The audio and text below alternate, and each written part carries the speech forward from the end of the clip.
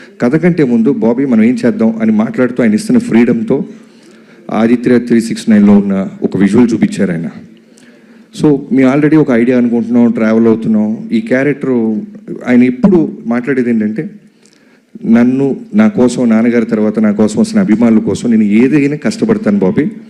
So వాళ్ళు ఏం కోరుకుంటారు, సో వాళ్ళకి ఏదైనా ఇవ్వాలి అంటూ ఆ క్యారెక్టర్ గురించి చెప్పారు ఆయన. సో వెంటనే నేను నా టీంతో కూర్చొని వెళ్తున్న కథలో నుంచి మెల్లగా ఆ క్యారెక్టర్ని, ఆ లుక్లో ఉన్న క్యారెక్టర్ని ఇప్పుడున్న ప్రజెంట్ జనరేషన్కి దానికంటే నెక్స్ట్ బెస్ట్ ఇవ్వాలని కూర్చొని వర్క్ స్టార్ట్ చేసాం.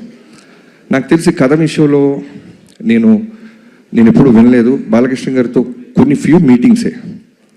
కథ లాక్ అయిన తర్వాత మళ్ళీ ఏ రోజు ఎక్కడైనా ఒక మ్యాక్సిమం చాలా రేర్గా అడుగుతుంటారు ఆయన.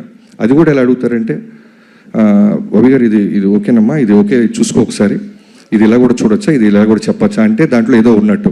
సో వెంటనే నేను టీంతో బౌన్స్ పైకి వెళ్ళి వర్క్ చేయటం మొదలెట్టండి. అలా చాలామంది బాలబాబు గారికి ఫ్యాన్స్ ఉంటారు, డైహార్ట్ ఫ్యాన్స్ అంటారు.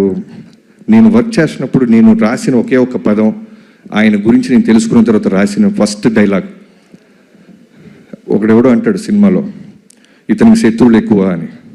దానికి బాలకృష్ణ గారి చేత ఒక మాట చెప్పించా, అరే ఓ సిఐ సాబ్, हमको दुश्मन कम, जान देने वाला ఫ్యాన్స్ ज़्यादा है.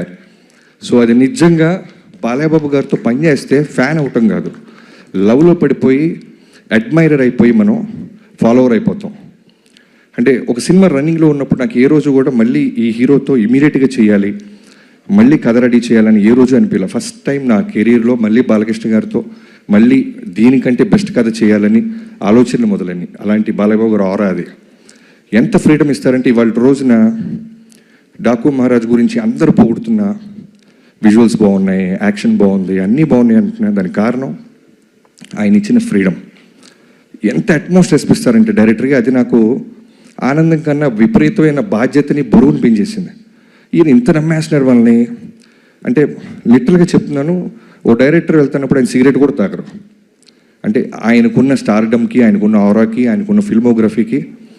నాకు 6వ సినిమా నేను దాక్కుని వెళ్ళాల్సి వచ్చేది. ఆయన నన్ను చూసి సిగరెట్ పడేస్తారు, వెంటనే లెగిసి మాట్లాడతారు, డైరెక్టర్ గారు వస్తున్నారు సైలెంట్గా ఉండండి అంటారు. ఇలాంటి ఒక సూపర్ స్టార్డమ్ ఉన్న హీరో ఎందుకు గాడ్ ఆఫ్ మాసెస్ అయ్యారు, ఇవన్నీ నేను దృష్టిలో పెట్టుకొని ఏదో ఒక విధంగా ఇంత ఫ్రీడమ్ ఇస్తున్నారే, ఇంత గాడ్ ఆఫ్ మాసెస్ హీరో నా చేతిలో ఉన్నారు కదా, మనం బెస్ట్ ఇవ్వాలి అని ఇప్పటిదాకా నేను గర్వంగా చెప్తున్నాను.